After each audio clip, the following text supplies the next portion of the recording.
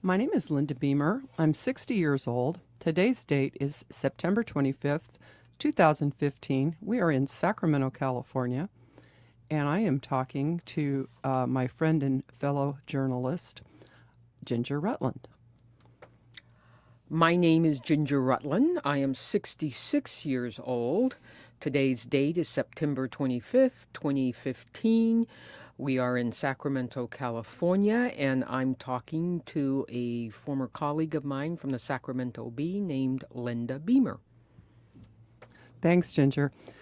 I thought since we both have had careers in journalism, you're now retired, correct? Yes. That we would talk a little bit about how you got into that business. What was it that attracted you to that kind of work? I wanted to be a journalist by the age of 10. And I knew I wanted to be a journalist, and I never varied from that track, and I worked towards it all my life. Why did I want to be a journalist? I was born in 1948, and I was raised during the height of the civil rights era. And I remember very well watching the integration of Little Rock High School on television when I was about 10. And those stories are seared in my memory. Those kids walking into that school and being jeered by the crowds and spat upon. And I wanted to be one of those reporters telling that story, because I thought if I were able to tell stories like that, I could change this country. And that's why I wanted to be a journalist. I wrote for my high school newspaper, but when I went to college and I had talked to journalists, and they said, don't get a degree in journalism, do history or economics or political science, so know something, and the writing you learn by just doing. So I was a history major at Howard University, which is a predominantly black school, one of those historically black colleges in Washington, D.C. And I came, after college, I came back to Sacramento, which was where I'd grown up, and I tried to get a job as a journalist. It was really difficult. Wasn't that difficult. I hadn't had any real experience as a journalist. I went to the Sacramento Bee, and I talked to a friend there, and the friend said, "Well, you don't have any clips, so write a interesting bio." And that's what I did. And I took that bio to the Bee, which didn't hire me, and on a lark. And then I took it to the union, which actually did offer me a job. And then I was offered a job with Newsweek magazine as an intern, but I said, I didn't want to be an intern. I needed a job, a real job. So I walked into a TV station on a lark, really, and I got hired at the TV station. So I spent 17 years as a TV reporter, first for the local Channel 3 and then Channel 4 in San Francisco, but I was their Sacramento bureau reporter. So, Tell me about some of the things that you did for, is it Kron TV? Kron. It was Kron. Kron TV in San Francisco. I worked for them for 10 years. I was their capital reporter, meaning even though it was a San Francisco TV station, I worked at the Capitol, and I did political stories. So I was there during Jerry Brown's first tenure as governor. I used to stake out his little apartment that he had and wait for him to come out and ambush him and interview him. And I covered I made a documentary actually called Showdown at Diablo about the Diablo Canyon nuclear power plant. I won an Emmy for that. Yay! At any rate, And so I knew a lot about nuclear power. I covered Rancho Seco, what was the local nuclear power plant here. And I covered a lot of stories about pesticides and farm workers and the immigration debate at the time. Those stories were just they stayed with me. I went out with the immigration service, Migra, La Migra, and I there were these people working in the fields under a hot, hot sun during doing the most difficult kind of work that there's available here in California. And they were being chased by, you know, agents of our government because they didn't have the right documents because they were here illegally. And it informed my personal views about immigration and how unfair life can be. One person born on that side of the line can't come to this side of the line to get a job, to feed his family, and they're being chased, and it bothered me, frankly. Sounds very emotional. It was emotional. I felt so bad for those people, and I felt a connection with them. I remember the one person, a man, was he was picking something on a tree. I was on this tall ladder, and he was, ordered down by the immigration officer, and the immigration officer asked to see his papers. And the papers said not that he was from Mexico or anywhere. The papers said he was an American Indian, like from the Sioux Nation or somebody. Like he'd been, his great, great, great, great, great, great grandfather had been here. And here is this, this white guy asking him, hey, do you have a right to be here, your native land? For me, I learned a lot from that experience, and it's informed my views on this very difficult subject. What took you from television into newspaper work? Well, Channel 4, San Francisco, all of the stations that had been outside the capital, and all the big TV stations from LA and San Francisco used to have bureaus in Sacramento. And they just closed them down. There was not an appetite for political news. Jerry Brown, who was kind of, what was the word? He was young and handsome and interesting, and he was dating Linda Ronstadt, and everybody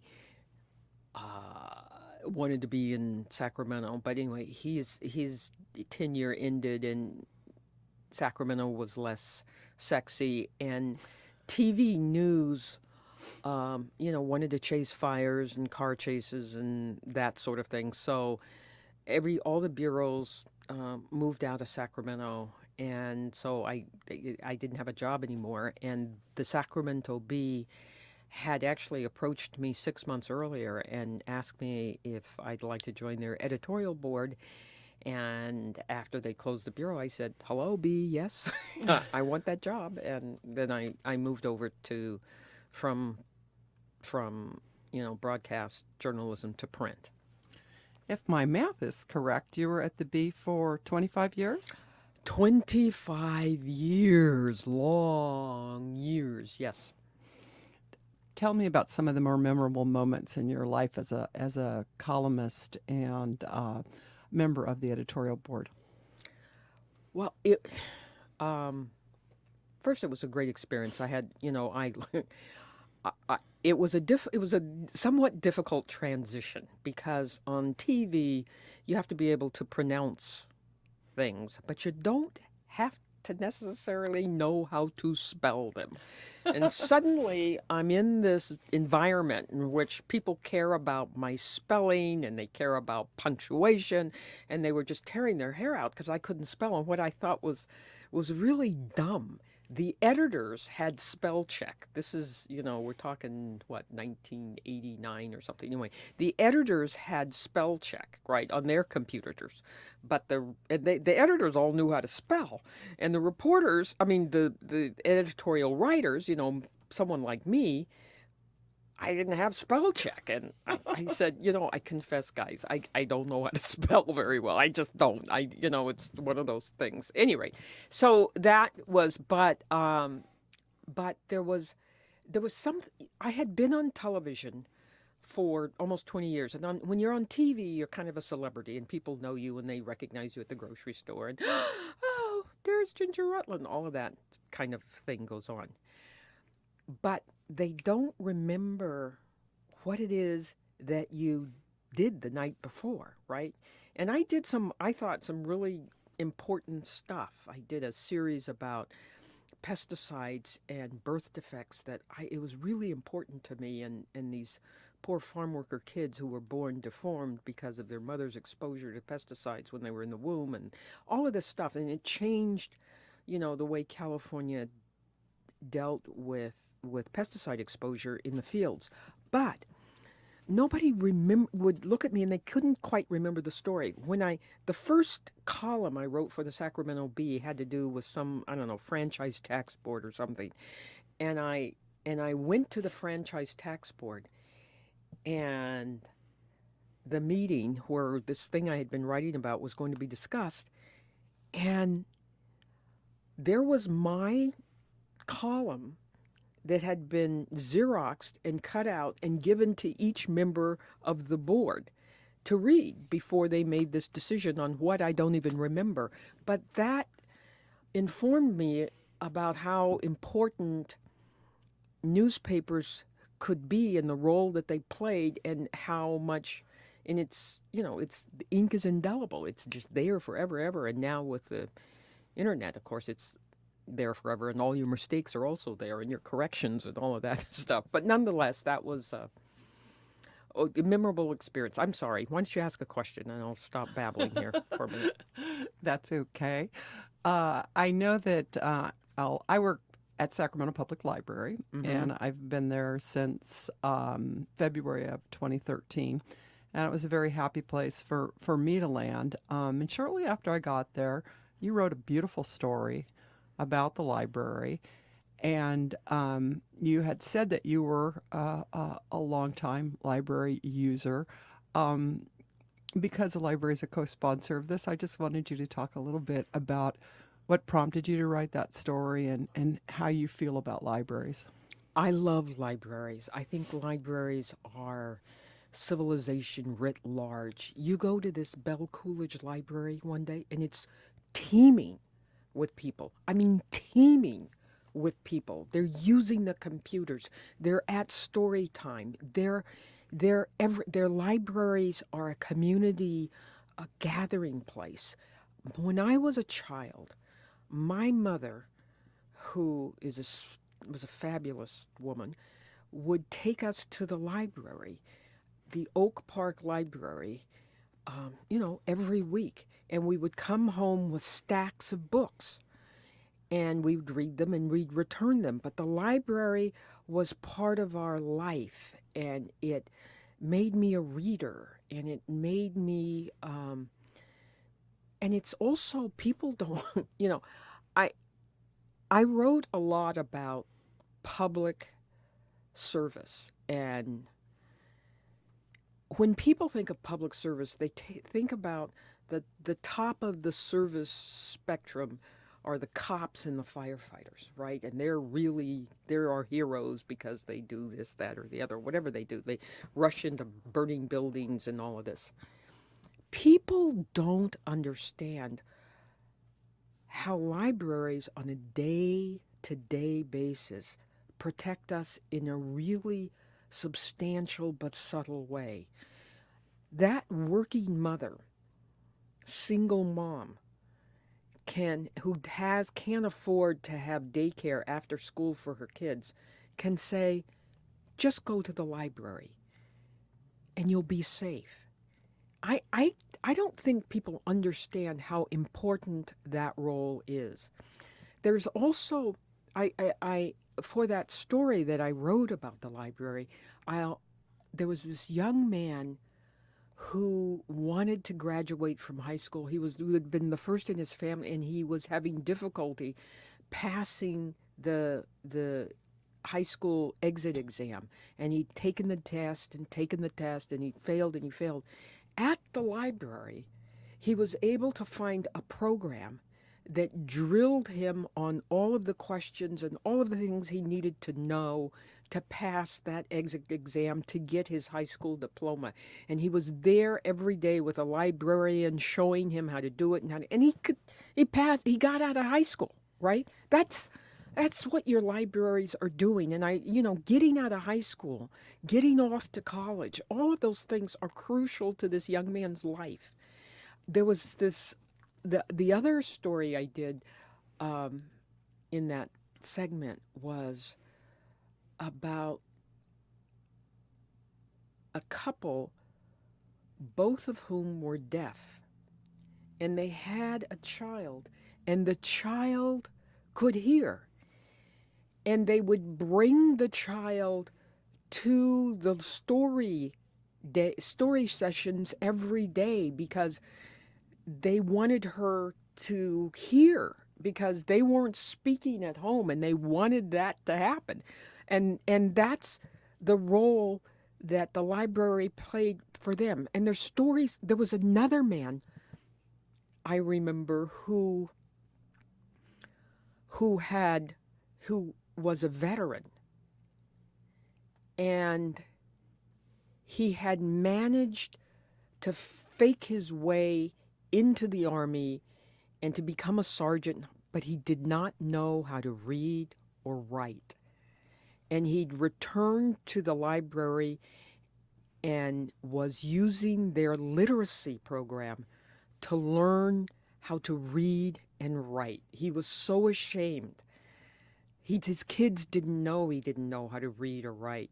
And he was learning that at the Sacramento Public Library. Anyway, I think libraries are important institutions that play this huge role in our communities, and they need to be supported. And contribute to your local library and tell your legislator to fund them adequately. And it's a shame that the library that we're here right now, it doesn't open till 1 o'clock on Friday. It should be open all day and all weekend, all the time. Sacramento Public Library thanks you, Ginger. You're welcome. But while we're talking about libraries and books and things, I want you to tell me about your mother and her book, When We Were Colored. And I believe she has another book called No Crystal Stair. My mother. I could talk about my mother all day, every day. I had this fabulous mother who wrote a book in 1964.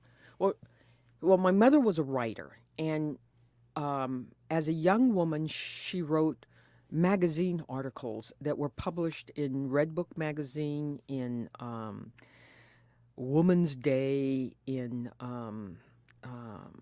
all of these leading ladies magazines of the day. And she's a black woman, and that's very unusual at the time to get a black woman to get published in these magazines. In 1964, a publisher came to her and said, "Can you write us a book?" So she took these articles and sort of melded them together and wrote a book, a memoir. It was called The Trouble with Being a Mama. It was very well received. It was the story of a middle-class black woman born and raised in Atlanta who marries during World War II a guy who's working as a civilian at Tuskegee, where they trained black pilots during World War II. And then they get married. He stays with the Air Force as a civilian, and he's transferred out to Sacramento, California. So here's this woman, upper middle class black woman, raised among the elite in Atlanta, and she's brought to Sacramento where her children will experience integration for the first time. She's lived in the segregated world, and she's really quite happy there, right? She's loved, she's cherished, she's protected. The South sounds all terrible, but in the cocoon in which she was raised, it was a wonderful place. But she's coming to California, and her children are going to be raised in an integrated world, and she's really scared about that because she's afraid that the white people are going to be mean to them. And she writes this book, and it's really, her audience are white mothers. And the message is, my children are just as precious and just as fragile as yours. Please be kind to them. So it's a series of anecdotes, really, but it could be any kid, any, you didn't have to be black to understand what it is to hurt a child's feelings, and what it was like to be ostracized, or what it was like to not be able to buy a home in this neighborhood, because she told these stories quite simply, and they didn't all have to do with race. A lot of them were just a mom story. You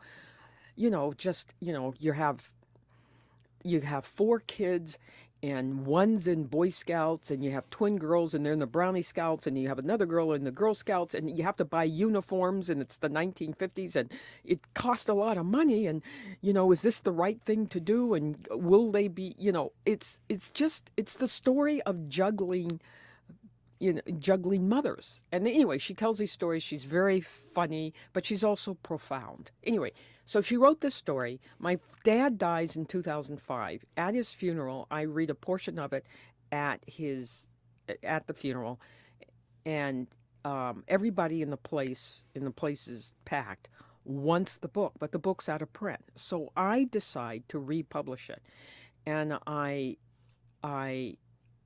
tarred it up with family photos, which had not been in the original book. I also changed the title. The original title was The Trouble with Being a Mama. I changed it to When We Were Colored, a mother's story, because for me that was more interesting, and it also was more about what the book was about. And my daughter always thought, oh, you can't say colored because, it's pejorative and you can't do all of this stuff. But for me, that word was just evocative of the times, the 50s. That was the polite phrase, and I thought I just found it a more interesting title. At any rate, so I republished it, and I went all around the country, frankly, in Northern California, doing book events with my mother up until she died in 2012. And it was wonderful. I went with my daughter. My mother's named Eva Rutland. My daughter's also Eva, and we went sort of 3 generations, telling the story of her family and her experience of, coming out of the segregated South into the integrating West in the 50s. Sounds like you have a very rich family life. You're a twin? I am a twin. I have a twin sister named Patty Jo. Hello, Patty Jo, if you're listening. And I have a older brother named Billy, and I have an older sister named Elsie. So, and my twin sister and I were born in Ohio, and my brother was born in Ohio, and my sister Elsie was born in Tuskegee during World War II, right there at Tuskegee where they trained black pilots. And then my father was transferred to Ohio, and then he came out to McClellan, and we grew up here as a family. Oh, in Sacramento. That sounds wonderful. You've not only been publishing books, but I understand that you're also now a playwright. Tell us about that. That happened just a couple of weeks ago, actually. What happened? So I retired, and one of my projects when I retired was to turn my mother's memoir, When We Were Colored, into a play. And the impetus for it was I go to Ashland a lot. Ashland is where the Shakespeare Festival is, but they do a lot of regular plays as well. And they do a lot of black plays, and they're quite good, but all of their plays about black people are universally sad, right? First we get stolen from Africa, then we get raped, and then we get enslaved, and then, bad things. I mean, it's just really sad, and it's just terrible. And, you know, I have been black all my life. And really, life for me has been, okay, right? It's not been sad. There are huge amounts of joy, not just in my black life, but in the black life of most black Americans. And my mother wrote a story that is not without problems and not without discrimination and not without bad things happening, but there's a lot of joy in a lot of fun. She wrote about how much fun it was to be black, and I went to the people at Ashland and I said, "Hey, guys, why don't you turn this book into a play, right? Why does everything have to be so sad?" And they said, "Well, go write it." So I went and I wrote it, and I staged it for the first time the last 2 weekends in August. So there were 8 performances, and it sold out every performance, and it was wildly successful. And now I'm still trying to get it to Ashland or the B Street Theater or Capitol Stage. I want somebody, that's a real producer to produce the thing more professionally. But I did it, and I'm happy about it, and it worked really well, and people seemed to like it. Was it also called When We Were Colored? It was called When We Were Colored, and I tell you one of the funny things that happened. There are only 3 characters in the play. My mother, Eva, she's the main character. Myself, Ginger, is another character, and my father. And his character, he's dead. When this play starts, he's a dead guy. And my mother and I are doing this book event because we only started doing the book events after, and I republished the book after he died. So he comes in and he's sort of the Greek chorus who's there. And I had these 2 fabulous actresses, or I say actors. Actresses don't call themselves actresses anymore. They call them actors. I had these 2 fabulous women who played my mother and myself. But the person who was going to play my dad didn't work out, right? He just couldn't do it. So I ended up playing my dad.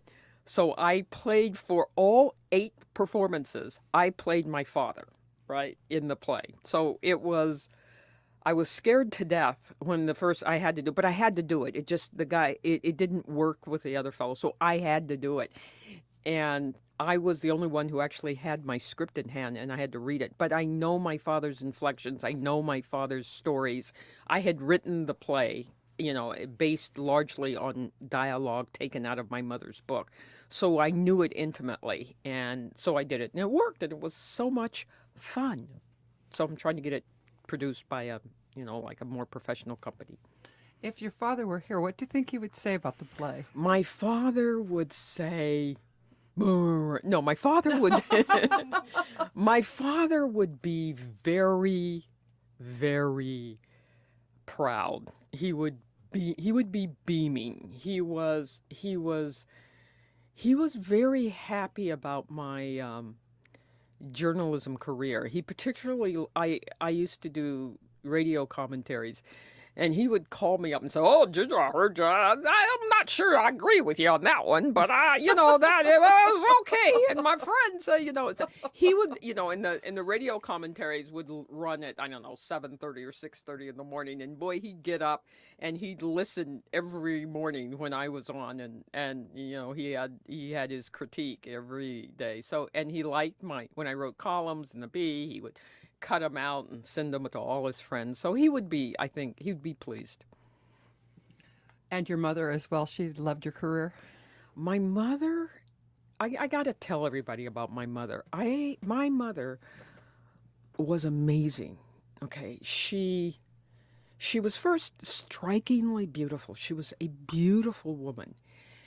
And she had a goiter operation in 1947. So between my birth and my brother's birth, and it was in a segregated hospital in Atlanta, and the white doctor had to come in and do it, but he was in a hospital that was really, and he didn't have his equipment and he didn't have his staff. At any rate, they made a mess of it. And because of the mess, my mother had to breathe through a tracheotomy tube. So for all of her life, I never knew her when she wasn't breathing through this hole in her throat. And she had this, and it had a metal thing, and it was an old-fashioned metal tracheotomy tube that was a part of her life, right? It was there. But she would camouflage it with either scarves or jewelry or something. And her voice as a result was a little gravelly, but it didn't stop her from actually being beautiful or from writing. She continued to write. Even as when we were children, she wrote. And then at about age 50, when I was in college, she started going blind. By the time I finished college, she was completely blind. But she continued writing. That is actually when her writing career took off. And she wrote Harlequin romances, right? So she wrote about 20 Harlequin romances. Google Eva Rutland, and you'll see all of these titles. Private Dancer, Matched Pair, Vicar's Daughter. It goes on and on and on and on. She wrote these Harlequin romances. She was very successful at it. She used a talking computer to do it. And I would go to her house, and you would hear, the computer, THE space COW space JUMPS period, right? And it was this old-fashioned computer, and she wrote 24 books using that computer. And she'd say, "Oh, I've only written 2 books this year, and I'm not, but that's what she did." And because she couldn't see, she didn't use a mouse or anything like that on the computer. She had to memorize the keystrokes to find the document, to save the document, to turn the computer on, to turn the computer off. She had to memorize the keystrokes. She was an amazing, amazing woman. And I feel so blessed. And she wasn't, she didn't like being blind, but, she carried on in this way that I just find inspiring. Your parents both sound very inspirational. What do you think were the most important life lessons they taught you? My father taught me to, when you have a job, he would used to say to my nephews and his granddaughter and everybody, when you got a job, you do an A job. Don't do a B job, do an A job, right? The man's paying you. Do the job the best way you can. Do an A job. Be there on time. Get there. He was very much in the you owe your employer your honorable services and your best efforts. He believed in hard work, and he instilled that into his children. My mother taught me the joy of reading and writing. Her favorite author was Jane Austen, right? And Pride and Prejudice was her favorite book. And she and I, when she was blind, would read it every other year together. And she taught me the wonders of poetry. And she used to recite Edna St. Vincent Millay. And she would recite Paul Laurence Dunbar. And people may not know Paul Laurence Dunbar, but he was a black dialect poet. and he had these wonderful lies, lies. Bless the Lord. Don't you know the days are brought? Sunlight all is shining in, and you asleep. It's a sin. Ain't it enough to burn the candlelight through without a snuff? No, you go the morning through, burning up the daylight too. Lies. Both of my parents would recite Negro dialect poetry to me, and I absorbed it and loved it, and the richness of the language. I they were, they gave me that. And then they would recite Shakespeare, and they would recite, you know, more traditional, great poets, of a Western tradition. It was just, I had and the other thing that my father gave me was an interest in newspapering and politics and all of that. He took, both the Sacramento Bee and the Sacramento Union. We took Life magazine, Newsweek, Time, every magazine that you can think of. We had in our house, and my father was a newspaper reader, and they talked politics all the time. So I got an interest in news, and in politics, and in justice, and in civil rights, and all of those. And that, both of them brought those things to me.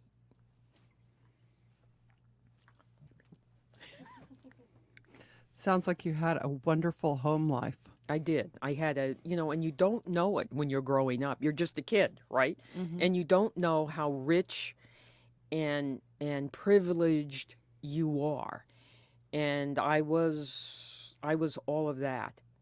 And I think it's one of the things that my mother was doing with the books that she wrote was to the stories of Black America are so often stories of pathology, of what's wrong with the family, of what's not working, of, bad things, prison, drugs, family dysfunction and all of that. And my mother wrote about another segment of Black America that we don't hear enough about. There is this, and always has been, a thriving middle class and even an upper class, people who were educated even after the Civil War. My great-grandfather, his name was Isaac Westmoreland, was born a slave. He probably ended slavery when Civil War ended. He was probably 25 years old. He had 11 children. 9 of them survived to adulthood. All 9 of them went to college. So you got to understand, this is the first generation of my family born outside of slavery. And they all went to college. These are stories that people don't know about. The story of Black men is the story always the negative. They're in prison, they don't take care of their families. And my mother wrote about this great-grandfather of her who was a shoemaker, who helped found the first Congregational Church in Atlanta, who sent all his children to college. She wrote about her brothers and her uncles and these people who lived in the midst of discrimination and these terrible things that were happening in the South. They survived, they suffered, but they took care of their families. They protected their children. They were heroes, right? These men, these Black men in my life were my heroes and her heroes. And she writes stories about them. And I am trying in my own little way with this stage play and the republishing of her book to tell those stories too, because I don't think there are enough of them out there. What's down the road for you, Ginger? Hopefully the play. Right? I want to get the play to a bigger market. And the last thing I'd like to do, I write all of this stuff that's sort of a derivative of my mother's, but I have my own story. And it's a story that I've written that's, all journalists have something in their drawer. And I wrote a story about immigration and Hispanics and farm workers and their struggles. And I'd like to see that published too. Thank you so much. Your life story is very rich and very interesting, and I'm so glad that I got to share it with you for even just a moment. Thank you.